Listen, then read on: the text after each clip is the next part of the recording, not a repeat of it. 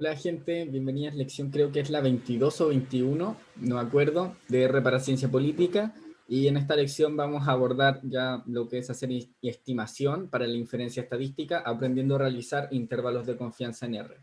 La materia teórica, si quieren apoyarse en ella, vendrían a ser los capítulos 7 y 8 del libro Statistics, The Art and Science of Learning from Data de Aresti y Franklin, que pueden encontrar gratis en páginas como LibGen. ¿Bien? La inferencia estadística utiliza distribuciones muestrales de estadísticas calculadas a partir de datos recopilados mediante aleatorización, y esas distribuciones muestrales suelen ser aproximadamente normales, ¿no? Y pueden profundizar en los datos por teorema del límite central y ley de los grandes números, y eso es lo que nos permite hacer la inferencia estadística. Existen dos métodos: estimación de parámetros de población y prueba de hipótesis sobre los valores de los parámetros, pero nosotros nos vamos a concentrar en la estimación de parámetros usando intervalos de confianza. Entonces, vamos a usar un valor extraído de la muestra para estimar el parámetro desconocido de la población.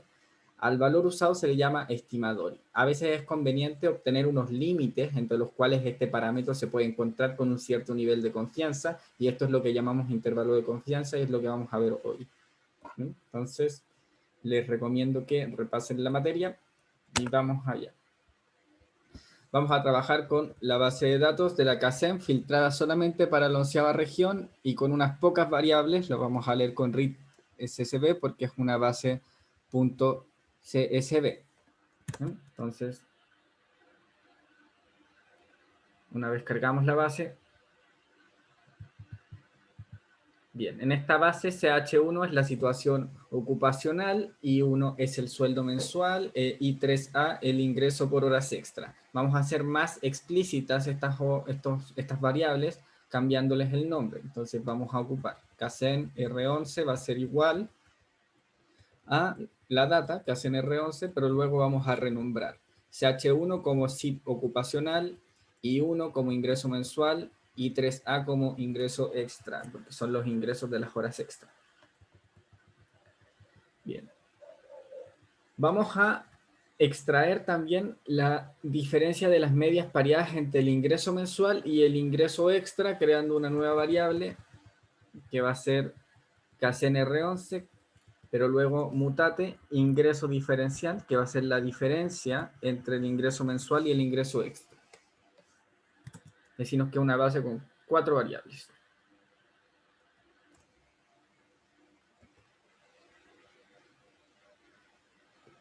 Esperemos que cargue. Voy a pausar un poco. Ahora, una vez que tenemos la base lista, vemos que podemos calcular la media del ingreso mensual de la base con lo que ya hemos visto, CACEN R11, pero luego la media del ingreso mensual, min ingreso mensual. Si nosotros ejecutamos este argumento, nos va a salir NA porque la base tiene valores registrados NA. Entonces vamos a removerlo con na.remove igual true, y eso me va a dar que el ingreso mensual promedio es de 578.617 pesos. Siguiendo, también podemos calcular la diferencia de medias pareadas en esta base de esta forma. Entonces, la diferencia de la media del ingreso mensual menos la media del ingreso extra me da un total de 527.000, o sea, 572.517 pesos. Es decir, la media del ingreso extra es muy poca. CACEN R11, ingreso extra, la media del ingreso extra es, tengo que agregar el NA remove,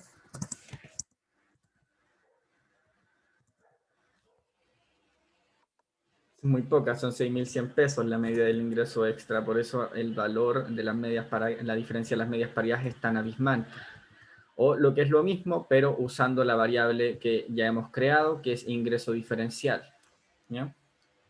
Ahora, calcular la proporción de personas en situación de trabajo es un poco más complicado porque requiere el conocimiento de una operación, pero es sencillo con Summary Tools, que es un paquete, FREC, CACEN R11, operador de peso que me conecta la variable situación ocupacional. ¿Por qué? Porque esto lo que hace, esta herramienta me calcula la frecuencia, el total, y su frecuencia relativa. Entonces, la situación ocupacional 1, que corresponde a trabajadores con sueldos remunerados, es 32,86%, 2 que corresponde a independientes es 15,58%, 3 que corresponde a trabajadores sin sueldo remunerado, 30,78%, y 4 que corresponde a trabajadores menores de edad, 20,77%. Entonces, aquí está escrito de esta forma, pero en el fondo es lo mismo que escribir esto. Library, Summary Tools, TREC, Castle R11, SIT ocupacional. La diferencia es que la manera de escribirlo, la primera, me permite ocupar esta función que pertenece al paquete Summary Tools sin cargar el paquete Summary Tools. Y a veces no queremos cargar paquetes porque obstruyen otros paquetes. Por ejemplo, aquí Summary Tools yo lo voy a usar re poco, entonces no me molesta usarlo de esta manera. Y por eso está así. Entonces, la proporción de cada categoría respecto al total puede apreciarse en las columnas porcentaje valid y porcentaje total. La diferencia es que esto es un porcentaje y no una proporción, pero si yo quisiera la proporción me basta tomar el porcentaje, 32,86, y dividirlo por 100, que sería 0,32. En este caso yo siempre voy a trabajar con dos decimales, así que sería 0,32, o si lo quiero aproximar, 0,33. Y bueno, calcular la diferencia de proporciones es tan sencillo como el nombre dice. Por ejemplo, supongamos que queremos saber si la proporción de trabajadores por cuenta propia, 1, es menor a la proporción de trabajadores asalariados, 2. Aquí me equivoqué con las variables, ¿no? En este caso los valores se representan como porcentajes. Entonces, de la categoría 1, 32,86. De la categoría 2, 15,58. Hacemos la resta y después dividimos eso por 100 para que me arroje una proporción. 0,17 es la proporción. Ahora que hemos visto cómo calcular la media y cómo calcular una proporción, podemos ver intervalos de confianza. En estadística, un intervalo de confianza es como se le llama a un par o varios pares de números entre los cuales se estima que estará cierto valor desconocido con un determinado nivel de confianza. Formalmente, estos números determinan un intervalo que se calcula a partir de los datos de una muestra y el valor desconocido es un parámetro poblacional. El nivel de confianza va a representar el porcentaje de intervalos que, tomados de 100 muestras independientes distintas, contienen en realidad el valor desconocido. En estas circunstancias, alfa es el llamado error aleatorio o nivel de significación. Esto significa el número de intervalos sobre 100 que no contienen el valor. El nivel de confianza y la amplitud del intervalo varían conjuntamente, de forma que un intervalo más amplio tiene más probabilidad de acierto, tiene un mayor nivel de confianza, mientras que un intervalo más pequeño ofrece una estimación más precisa, es más corto el intervalo, pero aumenta la probabilidad de error. Por ejemplo, si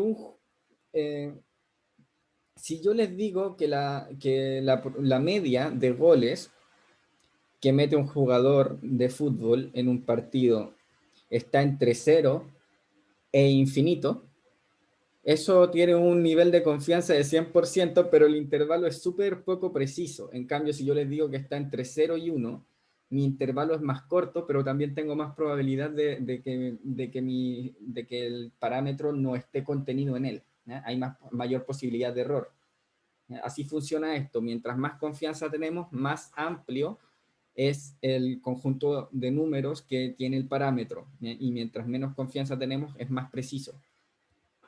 Es habitual que el parámetro presente una distribución normal en el caso de lo que vamos a trabajar nosotros, pero también lo trabajamos con tablas de testudent para varianzas desconocidas en ciertos parámetros como la media.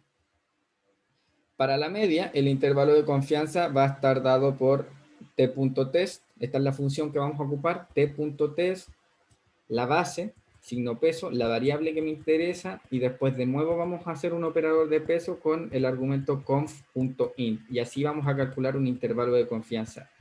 Por defecto, esto me va a tirar un intervalo de confianza de 95%. ¿Bien? Si queremos calcular el intervalo de confianza para la media, vamos a seleccionar nuestra variable de interés y un nivel de significancia, en este caso, por defecto, de 95%, que es lo que más usamos. Así, si quiero saber el intervalo de la media del salario, hago t-test, KCNR11, ingreso mensual, esta va a ser la variable que me interesa, el ingreso mensual de la base KCNR11, signo peso, conf.int, que es confident interval, y me aparece que está entre 549.330 pesos y 607.904 pesos. Ahora, la misma operación es factible en diferencia de medias pareadas una vez creamos la variable de las diferencias. Esta vez solamente hago lo mismo con ingreso diferencia, con la variable ingreso diferencia. Entonces, para la diferencia de medias pareadas, la diferencia que gana una persona cuando comparamos su ingreso mensual y sus horas extra puede estar entre 543.387 pesos y 601.646 pesos. Ahora, si queremos calcular con un nivel de confianza diferente al 95%, por ejemplo, 99%, vamos a ocupar t-test, de nuevo, KCNR11, ingreso diferencial, aquí es lo mismo, ¿no?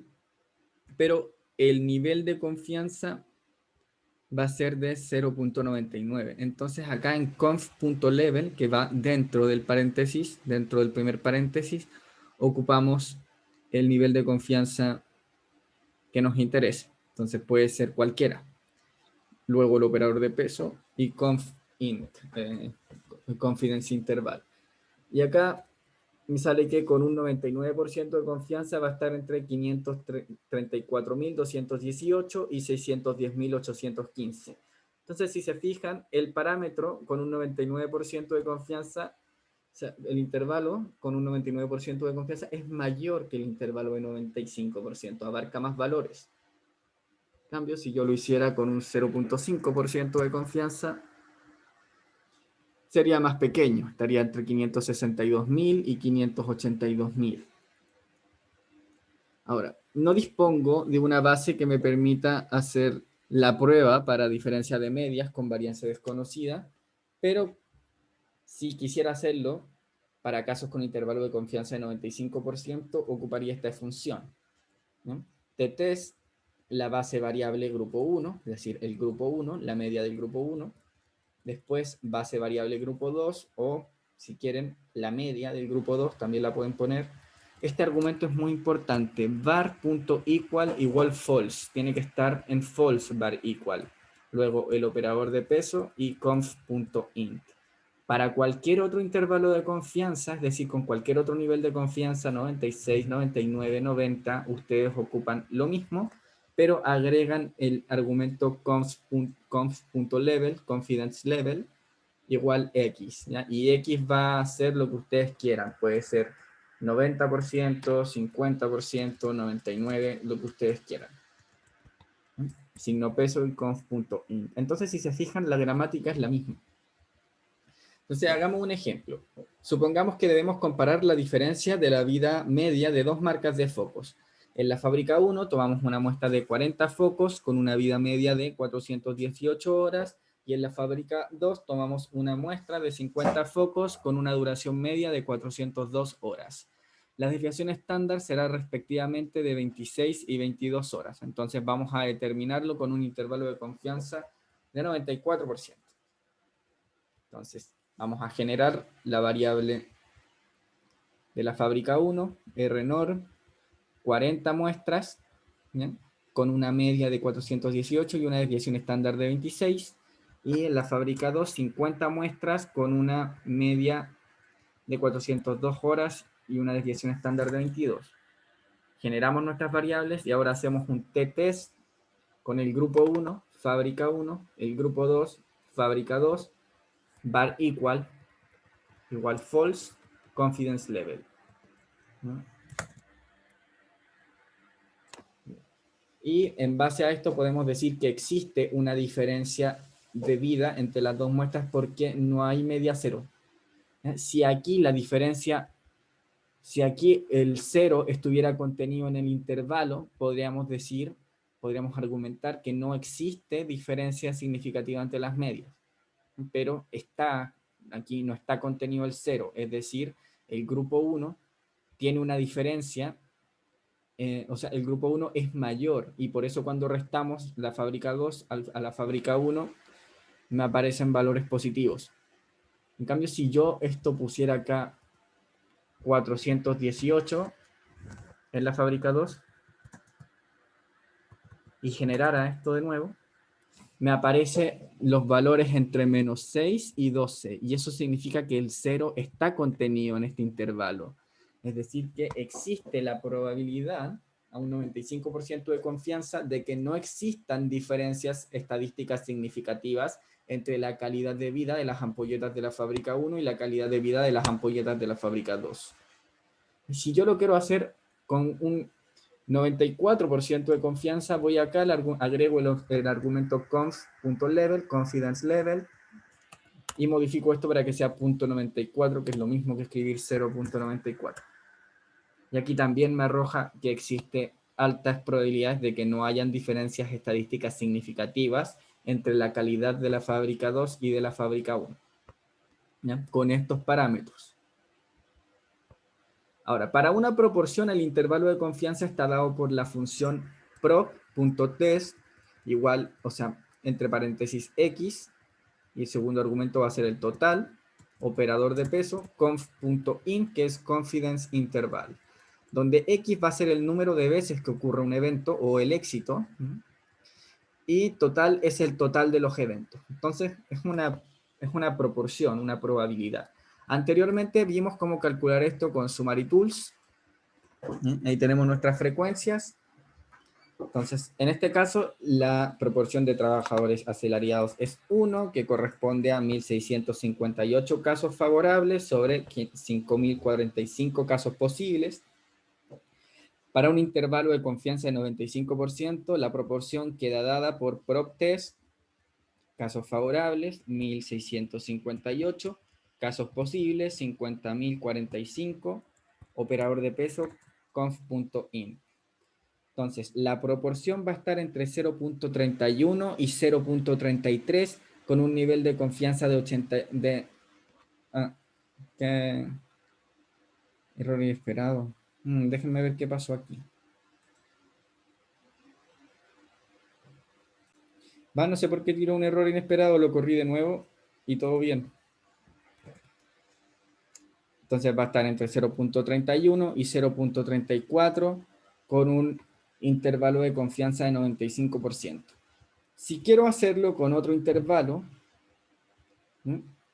ocupo los mismos argumentos, PropTest, casos favorables 1.658, casos posibles 50.045, nivel de confianza conf.level 0.85, operador de peso conf.in, confidence interval, lo corro, va a estar entre 0.319 y 0.338, a un 85% de confianza. Para la diferencia de proporciones, la fórmula es muy parecida. Recuerden, primero tenemos que conocer cómo se distribuyen los estadísticos de la muestra, y una vez conocemos esto, la función que ocuparemos va a ser PropTest, C, casos favorables del grupo 1, casos favorables del grupo 2. En el fondo creo un vector. ¿Bien? Todo esto va a ser igual a X, casos favorables. Lo voy a escribir acá para que se note más. Todo esto va a ser igual a X, casos favorables. Todo esto va a ser igual al total, casos posibles. Entonces, el total del grupo 1 y el total del grupo 2. Y todo eso, peso, distribuido el peso, confidence interval. Para un intervalo diferente es lo mismo, pero agregamos el argumento confidence level. Ya. En esta fórmula tenemos que conocer la proporción del grupo 1 y del grupo 2, así como las longitudes de los vectores. Ya sabemos cómo calcularlos con Summary Tools, con la función FREC del paquete Summary Tools. Entonces, Si queremos determinar un nivel de confianza como por ejemplo 95% y me interesa calcular las diferencias estadísticas entre la población con empleo remunerado 1 y la población sin empleo remunerado 3, hago mis casos posibles, mis éxitos, que son 1658 para el grupo, la población con empleo remunerado, y 1553 para la población sin empleo remunerado. Esos son, primer argumento, mis casos posibles, o sea, mis casos favorables. Segundo argumento, mis casos posibles. En este caso, los dos grupos han sido recolectados de la misma muestra y tienen la misma cantidad de casos posibles, 50, o sea, 5045 y 5045. Si fueran recolectadas de dos maneras, de dos partes diferentes, es probable que este denominador varíe.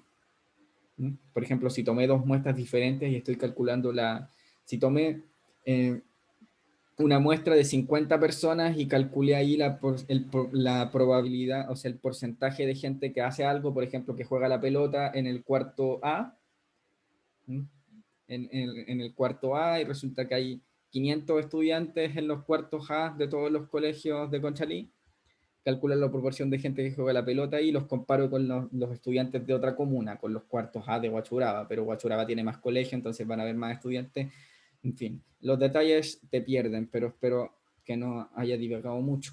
Entonces hacemos prop.test y ocupamos primer argumento, casos favorables, en este caso 1658 y 1553 para el segundo grupo. Segundo argumento, casos posibles. El punto era que a veces los casos posibles pueden variar. A veces el grupo 2 tiene una población total que es mayor, entonces son más casos posibles. A veces el grupo 1 también, etc. Pero ustedes lo ajustan acá. Entonces, a todo eso le calculamos conf.in, intervalo de confianza, y me queda que la diferencia es positiva, es pequeña, es bastante pequeña, pero en este caso, como pueden ver, no existe un valor negativo en el límite inferior del intervalo, lo que significa que por pequeña que sea la diferencia, existe, no hay posibilidad a un 95% de confianza de que el cero esté contenido acá.